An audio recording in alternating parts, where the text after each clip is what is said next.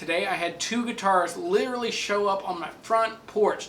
I'm sitting out playing guitar, my kids are playing in the yard, and my neighbor opens his door and he yells, "Hey, I got two guitars I want you to see." My neighbor Jay, he's a super sweet guy. He drives a dump truck. He loves guitars.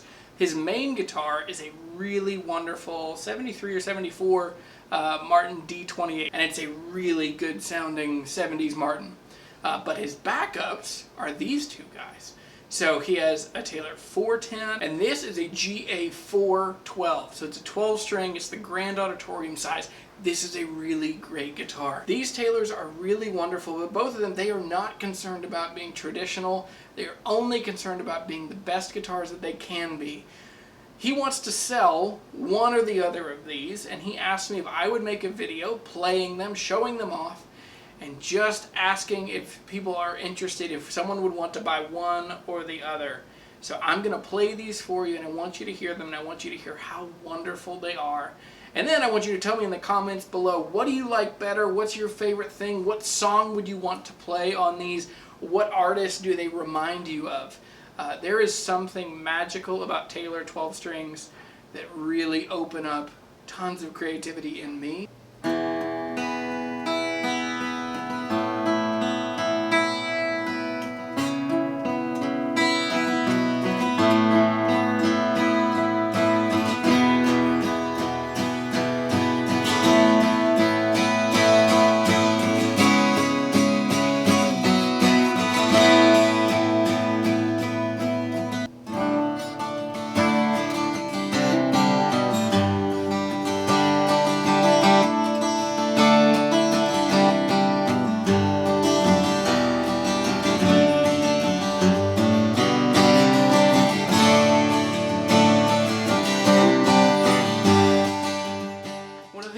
Find a little challenging with a Taylor is that they've such a wide fingerboard. It's 1 3/4, but and even though there are Martins that have 1 3/4, it's very flat, and I do a lot of stuff where I try and bring my thumb over the top.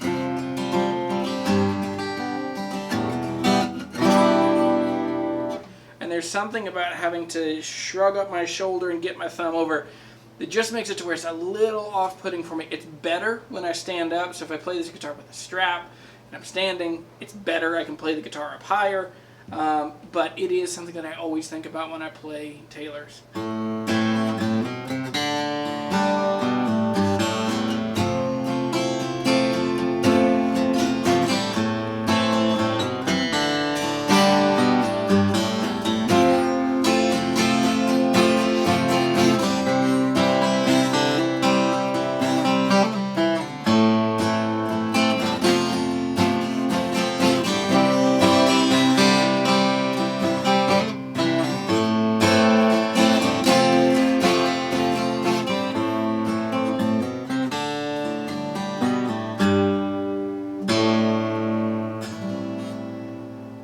Jay keeps his action a little higher, and his logic was interesting to me. He said he never wants to risk having a string buzz when he plays on the 4th fret with the Capo.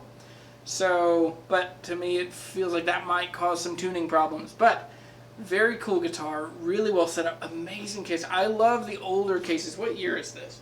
This must be an older one. Oh, it's 2009. It's not that old.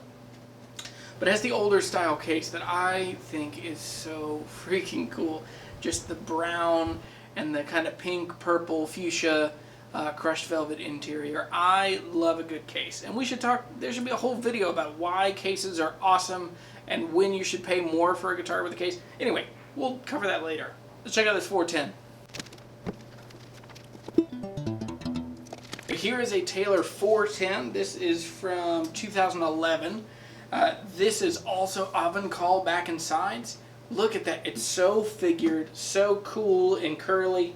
It has a mahogany neck, and this one has the expression system. So where Martin has always been concerned about making dreadnoughts pretty bassy, Taylor, the way that they build their guitars, it always feels very much like a piano. You get this big, broad expanse where all of the frequencies seem to be about the same volume, especially when you start hearing it with other instruments. That's where I think Taylors really shine. But I think that a Taylor does stand out in a really good way. It's able to cut through the mix. It's able to be heard. So if your style of playing lends itself to more expressive, more dynamic, you want to be able to jump out in front of people, I think that this guitar could be a really good fit for you.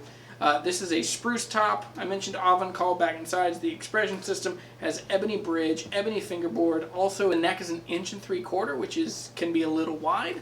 This plays as well as any Taylor that you're gonna get. And it also sounds really good. Usually, with a cutaway, you're gonna sacrifice some level of tone. But I think this guitar sounds really good. So check it out. Tell me what you think.